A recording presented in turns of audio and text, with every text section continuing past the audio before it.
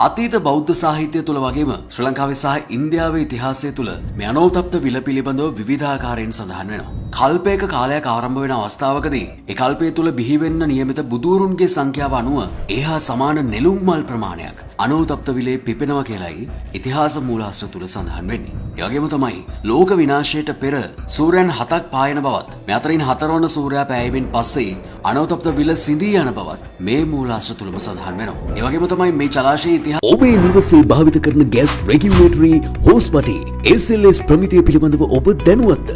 නිසි ප්‍රමිතියෙන් යුතු උපාංග පමණක් භාවිත කරමු. ඉතිහාසය ගැන සඳහන් වන සාමාන්‍ය කාරණාවලට අනුව මේ විල පිහිටි ස්ථානයෙන් ඉන්දියාවේ ප්‍රධාන ගංගාවන් 5ක් ආරම්භ වෙනවා. ගංගා, යමුනා, අචිරවතී, සරබු සහ මහී කියන ගංගා තමයි අනෝතප්ත විලෙන් ආරම්භ වන ගංගාවන් විදිහට සැලකෙන්නේ. හැබැයි මේ ගංගාවන් 5 ආරම්භ වන ස්ථානය නියමාකාරයෙන් අඳුරගන්න තාම කිසිම කෙනෙකුට හැකියාවක් ලැබිලා නැහැ. ඒ කොහොමුණත් මේ ගැන පර්යේෂණයන් සිදු කරමින් Taman ඒ විල සොයාගත් බව කියන බ්‍රිතාන්‍ය ජාතික පර්යේෂකයෙක් වුණ චාල්ස් හයිගම් කියලා තිබුණේ මේ අනෝතප්ත විල තවදුරටත් මායාවක් නොවේ.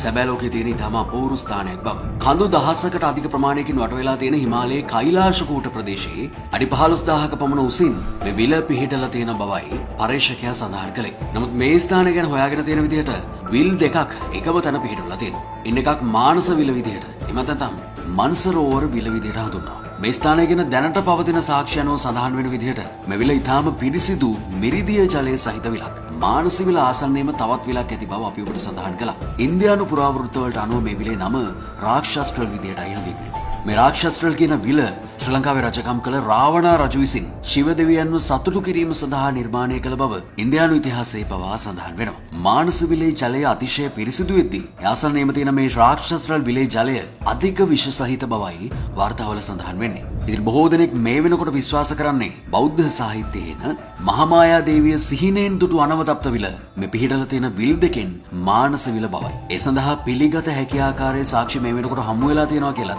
චාල්ස් කියන පර්යේෂකයා තහවුරු කරලා තියෙනවා. අපි ඔබට සඳහන් කළා වගේම අනවතප්ත විලෙන් ඉන්දියාවේ ප්‍රධාන ගංගා 5 ආරම්භ වන බවට ඉතිහාස මූලාශ්‍රවල සඳහන් වෙද්දී දැනට සොයාගෙන තියෙන විදිහට ඉන්දියාවේ ප්‍රධාන ගංගා 4ක්ම මේ මානස විලෙන් ආරම්භ වෙනවා. ඒ වගේම හින්දු භක්තිකයන් සහ නේපාල වැසියන් විශ්වාස කරන්නේ මානස විලේ ජලයේ ස්නානය කිරීමෙන් පස්සේ මරණින් මතු ජීවිතයේදී දෙව්ලොව උපත ලැබිය හැකි බවයි. බොහෝ වෙලාවට ඒ කාරණා නම් සාහිත්‍යයත් සමග එන යම් කිසි ආකාරයක විද්‍යා දෘෂ්ටික කතාවන් වෙන්නත් පුළුවන්. මේ මානස විලේ ස්වරූපය ගැන කිව්වොත් ගිම්හාන කාලය තුල මේ විල හංසයින්ගෙන් පිරී ඉතිරි යන බවයි මේ ගැන පර්යේෂණවල නිරත වෙන පිරිස් සඳහන් කරන්නේ. ඉතින් ඒත් එක්කම චාල්ස් කියන පර්යේෂකයා තර්කයක් ඉදිරිපත් කරනවා. හංසයින් කියන්නේ බුද්ධියේ සංකේතයක් නිසාම හංසයින්ගෙන් පිරුණු මේ මානස විලත් මිනිසාව ප්‍රඥාවට සමීප කරන ස්ථානයක් විය හැකි බව. ඒ වගේම සාහිත්‍යයේ වැඩිදුරටත් සඳහන් වෙන විදිහට මේ මානස විලේ ජීවත් වන මත්ස්‍යයින් පවා අභය දානය ලැබුවා. එතකම මේ විලාසන්නේ ජීවත් වන සෑම ජීවියෙක්ම නිර්මාංශ බවයි ඉන්දියානු සාහිත්‍යය තුලින් කියවෙන්නේ. මේ ප්‍රදේශයේ පර්යේෂණ කරපු චාල්ස් හයිගම් කියන පර්යේෂකවරයා කියන්නේ බුදුරජාණන් වහන්සේත් මේ ප්‍රදේශයේ ආසන්නයේ වැඩ සිටි බවට දැඩි විශ්වාසයක් ප්‍රදේශවාසීන් අතර අදටත් පවතින බව. අදටත් මේ විල ආසන්නයේ ටිබෙට් රාජ්‍යයේ භික්ෂුන් වහන්සේලා භාවනාවේ නිරත වන බවත් ඔවුන් වෙනුවෙන් ප්‍රඥාව විවෘත කර දෙන්නට මේ විල ආශිර්වාදයක් වෙනවා කියලා බොහෝ දෙනෙක් විශ්වාස කරනවා.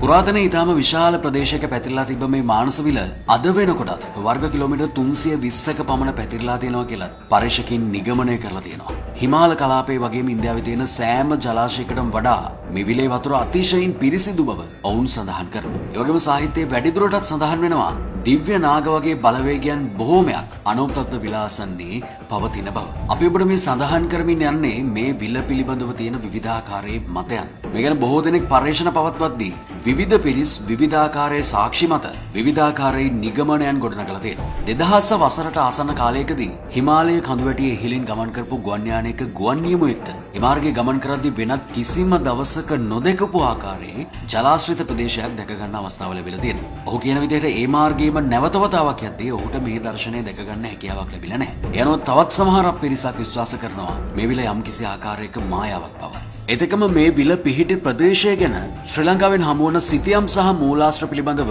ඉතාම ගැඹුරු කතාබහක් මේ වන විට ඇතිවෙමින් පවතිනවා. විශේෂයෙන්ම දඹුලු විහාරයෙන් සොයාගත් සිතුවම් වලට අනුව වැඩිදුර පර්යේෂණ කරගෙන යද්දී පර්යේෂකයන් විසින් මේ වන විට සාක්ෂි ගොඩනගලා තියෙනවා. මීට අවුරුදු 15000කට පමණ පෙර ශ්‍රී ලංකාවේ හෝටන් තැන්න ප්‍රදේශය විශාල ජලාශයක් විදිහට පැවතුණු බවත් මේ ජලාශයෙන් විවිධාකාරී ගංගාවන් බිහි වී ඇති බවත් එනිසාම ඉන්දියාවේ සහ ලාංකීය ඉතිහාසයන් තුල සඳහන් වන මේ අනවතප්ත විල හෝටන් තැන්න ප්‍රදේශයේ පිහිටන්නට ඇති බවත් තවමත් ගැටලුවක් බවට පත් වෙලා තියෙන්නේ මේ කුමන සාක්ෂිය නිවැරදිද කියන එක පරීක්ෂකයින්ට 100% තහවුරු කරගත නොහැකි වීම. ඒතකම අනවතප්ත විල ගැන ශ්‍රී ලංකාව තුල දැනට පවතින සාක්ෂි සහ මූලාශ්‍ර එකතු කරගනිමින් ඉදිරියටත් ඔබට වීඩියෝවක් ගෙන එන්නට අපි බලාපොරොත්තු වෙනවා. ඔබටත් පුළුවන් වීඩියෝ පිළිබඳව වගේම අනවතප්ත විල ගැන ඔබ දන්න දේවල් මේ කමෙන්ට් සෙක්ෂන් එකේ සඳහන් කරලා අපේ ගවේෂණයන් වලට එකතු වෙන්න. ඉතින් ඉදිරියටත් මෙවැනිම වීඩියෝවක් බලාපොරොත්තු වෙන්න කියන ආරාධනයත් එක්ක අදට අපි ඔබෙන් සමු ගන්නවා. ප්‍රාර්ථනා කරනවා ඔබට සුබම සුබ දවසක්.